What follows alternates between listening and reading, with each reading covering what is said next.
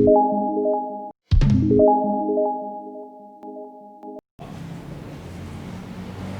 pagi anak-anak dan orang tua murid yang ada di rumah masing-masing.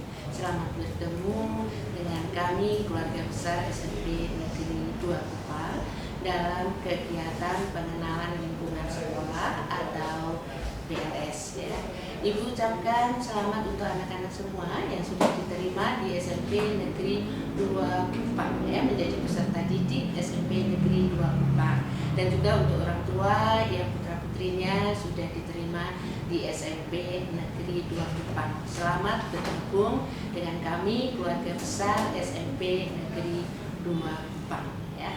Kali ini Ibu mendapat tugas untuk menyampaikan materi pengenalan lingkungan sekolah, yaitu pengenalan kurikulum dan belajar efektif. Tapi untuk menanamkan sikap religius, setiap awal kegiatan kita harus awali dengan doa, mohon penyertaan Tuhan. Untuk itu Ibu beri kesempatan kepada anak-anak untuk berdoa menurut kepercayaan masing-masing. Berdoa mulai.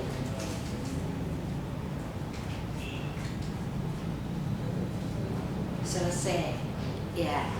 Baik, sebelum Ibu menyampaikan materi tentang pengenalan kurikulum dan belajar efektif, Ibu akan memperkenalkan diri lebih dahulu.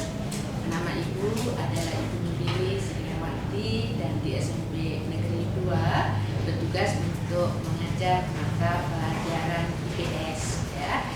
Ibu perlu mengenalkan diri tadi karena anak-anak sebagai peserta didik baru di SMP Negeri 2 Kupang ya. Oke, anak-anak sudah siap semua? Kita akan mulai materi tentang pengenalan kurikulum dan belajar efektif ya. Pertama-tama tentu anak-anak harus mengetahui lebih dulu apa itu kurikulum ya.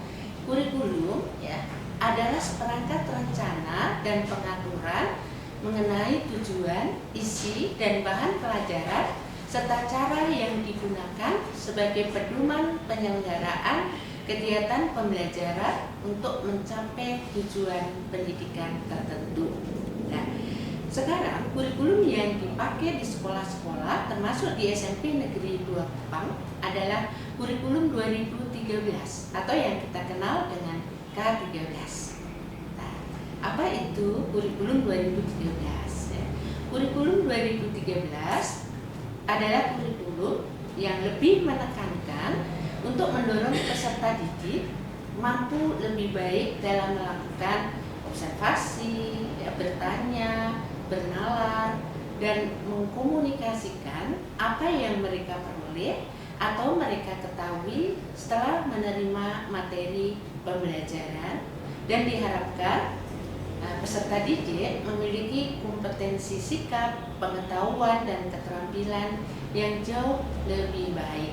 Intinya menekankan peserta didik itu lebih kreatif, inovatif, dan produktif. Kemudian struktur kurikulum di SMP dan MTS ya, Ibu akan sampaikan di mana di SMP ada 10 mata pelajaran yang terbagi dalam 2 kelompok ya.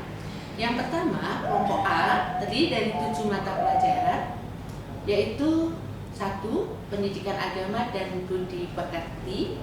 Alokasi waktunya per minggu adalah 3 jam ya. Baik itu untuk kelas 7, kelas 8 maupun kelas 9 ya. Mata pelajaran yang kedua adalah pendidikan Pancasila dan kewarganegaraan. Alokasi waktunya juga 3 jam ya. Bahasa Indonesia, alokasi waktunya 6 jam. Ini pertemuannya 2 kali dalam 1 minggu. Yang keempat, matematika 5 jam. Ini juga 2 kali pertemuan dalam 1 minggu. Ilmu pengetahuan alam juga 5 jam pelajaran, 2 kali pertemuan dalam 1 minggu. Lalu IPS itu 4 jam pelajaran, juga 2 kali pertemuan dalam 1 minggu. Dan bahasa Inggris ya itu juga 4 jam, 2 kali pertemuan dalam 1 minggu. Selanjutnya kelompok B ada 3 mata pelajaran ya, Yang pertama adalah seni budaya, biasa disingkat SBD, itu 3 jam dalam 1 minggu. Yang kedua, pendidikan jasmani, olahraga dan kesehatan yang dikenal dengan PJOK, itu juga 3 jam dalam 1 minggu. Sehingga semua alokasi waktu ada 38 jam pelajaran. Dan di SMP Negeri 2 Kupang kita belajar 6 hari dari hari Senin sampai dengan hari Sabtu, ya. Kemudian kita akan lanjutkan tentang kegiatan ekstrakurikuler. Kalau yang tadi itu merupakan kegiatan intrakurikuler, ya, yang kita lakukan dalam kegiatan pembelajaran di dalam kelas. Kegiatan ekstrakurikuler ini juga akan disampaikan oleh Bapak atau Ibu pemateri yang lain, ya. Ada 2 kegiatan ekstrakurikuler. Yang pertama adalah kegiatan ekstrakurikuler wajib, yaitu pramuka. Kalau wajib berarti harus diikuti oleh semua peserta didik, ya. Apalagi pramuka ini termasuk juga dalam kriteria kenaikan kelas. Minimal harus baik. Untuk mendapat nilai baik harus rajin mengikuti kegiatan pramuka yang biasanya dilakukan di luar jam pelajaran. Itu kegiatan ekstrakurikuler yang wajib. Kemudian yang kedua, kegiatan ekstrakurikuler pilihan. Ada banyak, misalnya ada kelompok MIPA, matematika dan IPA. Ini untuk mempersiapkan ke Olimpiade setiap tahun.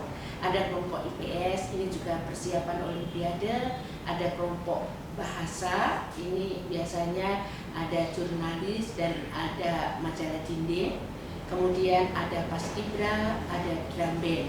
Ada kelompok seni, itu ada grup angklung dan kolintang, ada tari, ada melukis, ada paduan suara. Kemudian kelompok olahraga itu ada karate dan lain-lain, ya. Itu ekstrakurikuler pilihan. Jadi anak-anak boleh memilih sesuai dengan talenta dan bakat masing-masing. Kemudian untuk beban belajar di SMP kita menggunakan sistem paket. Kenapa Ibu katakan sistem paket? Karena ada sistem SKS, ya, itu yang biasanya dipakai di perguruan tinggi.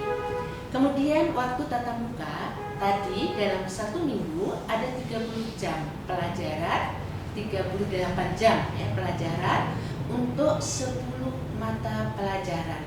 Ditambah 1 jam untuk upacara setiap hari Senin jam pertama, ya. Kenapa ini dilakukan? Ini untuk menanamkan karakter, sikap nasionalis. Karena di dalam upacara banyak hal di situ yang bisa ditanamkan, kayak ini cinta negara, disiplin, ketaatan, ya, itu yang ditanamkan dalam upacara bendera. Kemudian 1 jam lagi untuk pembinaan rohani yang dilakukan setiap hari Sabtu jam pertama. Kenapa ada pembinaan rohani? Sesuai dengan agamanya masing-masing. Ini juga menanamkan sikap religius, ya. Pembinaan rohani sesuai dengan agamanya masing-masing. Sehingga 1 minggu ada 40 jam pelajaran untuk kelas 7, kelas 8, dan kelas 9. Kemudian untuk di SMP 1 jam tatap muka itu 40 menit, ya. 1 jam tatap muka ada 40 menit. Jam masuk sekolah untuk kelas pagi jam 6.45 itu harus sudah ada di lokasi sekolah, yang diawali dengan apel pagi yang harus diikuti oleh semua peserta didik. Dan KBM baru dimulai pukul 7.15 dan akan berakhir pukul 12.15 untuk hari Senin sampai Kamis. Sedangkan untuk hari Jumat berakhir pukul 10.55. Hari Sabtu kembali kita pulang 12-15 ya. Di SMP Negeri 2 Kupang karena rombelnya banyak, ruang kelasnya terbatas, maka kegiatan KBM masih 2 shift, pagi dan siang. Kalau tadi yang shift pagi, sekarang yang shift siang. Khusus untuk KBM di siang hari, jam masuk dimulai 12.30, itu diawali dengan apel siang. KBM baru dimulai pukul 13 dan berakhir pada pukul 17.25 untuk hari Senin sampai Rabu, sedangkan untuk hari Kamis sampai dengan hari Sabtu berakhir pukul 17.20 ya. Kemudian anak-anak, kita akan bicara tentang penilaian ya dalam K13, rentang nilai itu 0 sampai 100. Kemudian KKM atau kriteria ketuntasan minimal, atau sekarang lebih dikenal dengan KBM, ketuntasan belajar minimal untuk semua mata pelajaran adalah 70. Maksudnya kalau anak-anak melakukan penilaian atau ulangan mendapat nilai di bawah 70, itu berarti dikatakan belum tuntas. Berarti anak-anak harus melakukan remedial ya, ujian ulang. Nah, itu untuk rentang nilai. Nah, penilaian dalam kurikulum 2013 itu meliputi 3 aspek, yaitu ada penilaian sikap, ada penilaian pengetahuan, dan ada penilaian keterampilan ya. Ada nilai sikap utama yang dipakai ya. Ada 5, yaitu religius, nasionalis, mandiri, gotong royong atau kerjasama, dan integritas. Tetapi juga ada sikap-sikap yang lain ya. Penilaian sikap-sikap yang lain yang ditekankan ya. Kemudian anak-anak itu tadi mengenai struktur kurikulum yang ada di SMP ya. Baik, mudah-mudahan anak-anak sudah mengetahui bagaimana struktur kurikulum di SMP ya. Tentu ada perbedaan antara kurikulum waktu di SD dengan di SMP ya, supaya anak-anak nanti tidak terkejut ya, apa saja yang akan diperoleh atau dipelajari ya ketika di SMP. Baik, sekarang Ibu akan masuk pada materi berikutnya, yaitu materi tentang belajar aktif dan belajar efisien ya. Belajar aktif dan belajar efisien. Tentu anak-anak mengetahui apa yang dimaksud dengan belajar aktif dan apa yang dimaksud dengan belajar efisien ya. Mungkin anak-anak tahu apa yang dimaksud dengan belajar aktif dan belajar efisien ya. Yang dimaksud dengan belajar aktif di sini ya, adalah cara belajar yang teratur, tuntas, secara berkesinambungan dan produktif, yakni menyelesaikan kepandian, pengetahuan, keterampilan, pembentukan sikap mental dan intelektual yang baik serta bertanggung jawab. Itu pengertian dari belajar efektif dan belajar efisien ya. Di sini Ibu ingin memberi tips kepada anak-anak bagaimana belajar yang aktif dan efisien itu ya. Yang pertama, buat suasana belajar yang nyaman dan enjoy. Serius tapi santai ya, atau seriusan. Anak-anak punya cara dan gaya belajar masing-masing. Ada yang butuh suasana hening untuk kita bisa belajar dengan baik. Tapi ada anak yang bisa belajar dengan mendengarkan bunyi-bunyian atau lagu-lagu ya. Jadi intinya tip yang pertama, buatlah suasana belajar yang enjoy sesuai dengan kebiasaan kalian. Yang kedua, biasakan membuat rangkuman pokok pembelajaran sehingga ada fokus yang dipelajari. Yang ketiga, Ibu sarankan juga belajar bersama atau belajar kelompok, karena dengan belajar bersama atau belajar kelompok kita bisa berdiskusi, bisa sharing ya dengan teman. Kemudian yang keempat, belajar disertai praktek, sehingga kita bukan hanya teori saja, karena dengan mempraktekkan ya, dengan melakukan itu akan lebih mudah dimengerti dan dipahami. Kemudian yang kelima, ya, waktu belajar tidak lama tapi rutin. Kadang-kadang ada anak-anak yang mau belajar kalau besok ada ulangan. Kalau tidak ada ulangan tidak belajar. Sehingga sekali belajar membutuhkan waktu yang lama. Ini tidak. Waktunya tidak terlalu lama tapi rutin. Setiap hari. Walaupun tidak ada ulangan, ya harus belajar. Ya. Kemudian yang keenam, upayakan membuat jembatan keledai ya, atau akronim. Ada contoh, misalnya ya, waktu masih kecil untuk mengingat warna pelangi itu dibuat akronim MEJIK.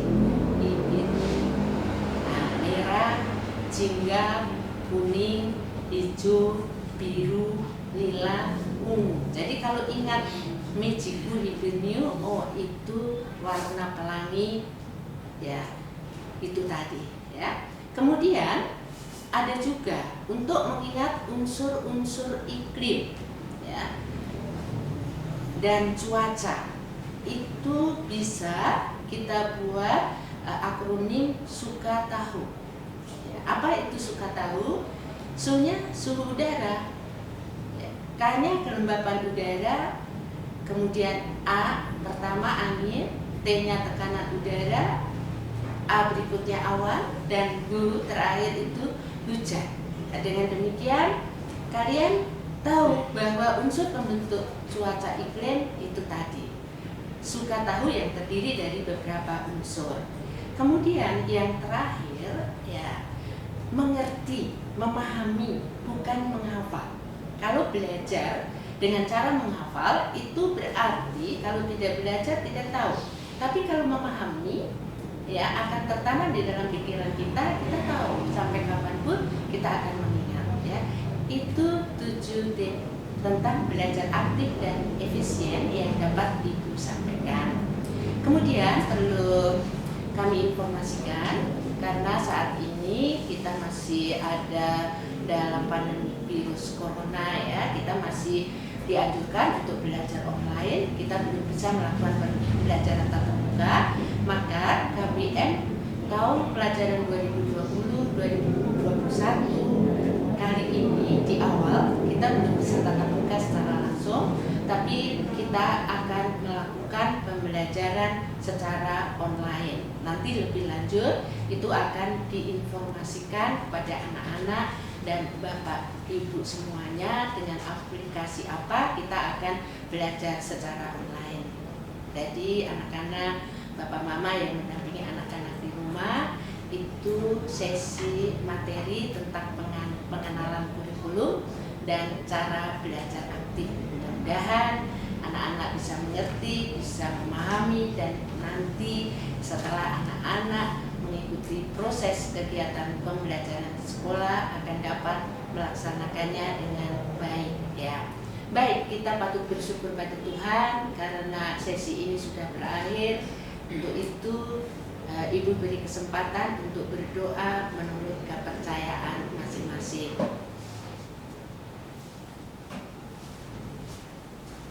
Selesai, selamat pagi. Tuhan memberkati kita semua. Semangat.